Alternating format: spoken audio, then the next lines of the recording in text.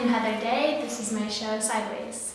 My general inspiration for the show originally started a couple years ago when I was fascinated by urban decay. I was living in Baltimore. I started recreating walls in the city and building layers of paint and trying ways to create my own history. And at that point, that was when my work kind of took a turn last year where I was trying to find ways to make my work more personal. So I started thinking more about the concept behind urban decay, where there's a process of upkeep.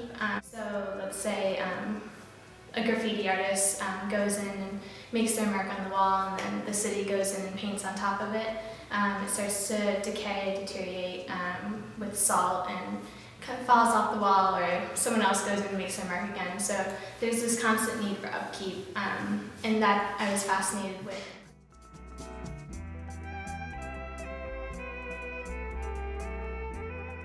Lately I've been using linen that I got from a farm. It was actually a seed bag, and I like that because it already had its history on it, and then I thought I could impose my history on top of it.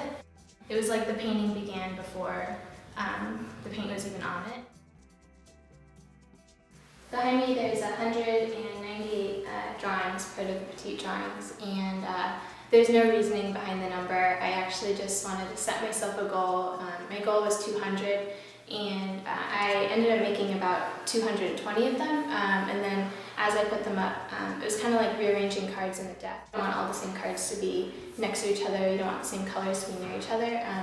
The only difference with these was just that I wanted them to be somewhat near each other in order, but yeah, rearranged.